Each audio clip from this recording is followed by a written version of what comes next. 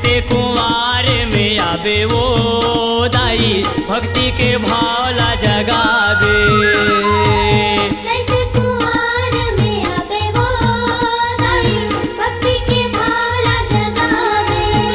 परे दिया बाती दाई 9 दिन राती के बड़वा के हृदय जुड़ावे वो दाई भक्ति के भावला जगावे।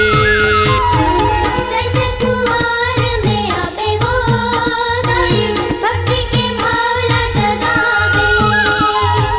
चैते कुंवार में आवे वो दाई भक्ति के भावला जगावे।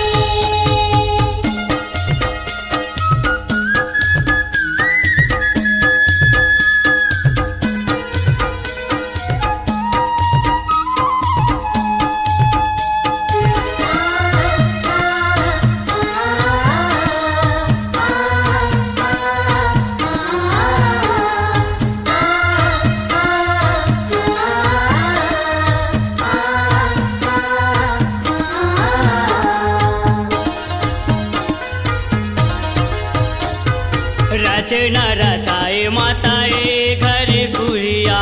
ये घर गुरिया, ये घर गुरिया, रचना रचाए माता ये घर गुरिया। चरण मढ़ावे दाई लागा तोरे भैया। लागो तोरे भैया, लागो तोरे भैया, चरण मढ़ावे दाई लागो तोरे भैया। जगे जननी असे दुख हरनी असे के दुखी के बादर हटावे वो दाई भक्ति के भावला जगावे। चैते कुंवार में आवे वो दाई भक्ति के भावला जगावे। चैते कुंवार में आवे वो दाई भक्ति के भावला जगावे।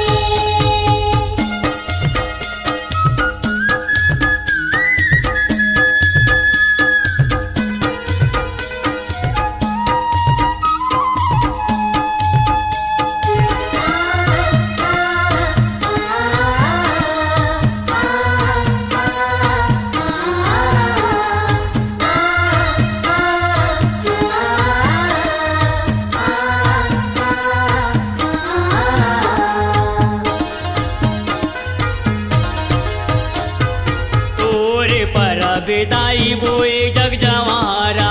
बोए जग जवारा दाई बोए जग जवारा। तोरे परब दाई बोए जग जवारा। 9 दिन 9 तोरे गुंजे पारा पारा। गूंजे पारा पारा दाई गूंजे पारा पारा। 9 दिन 9 तोरे गूंजे पारा पारा। जग लई गए तोरे दाई माया ला जोर के बंधे न पीड़ित के बंधावे वो दाई भक्ति के भावला जगावे। चैते कुंवार में आवे वो दाई भक्ति के भावला जगावे। चैते कुंवार में आवे वो दाई भक्ति के भावला जगावे।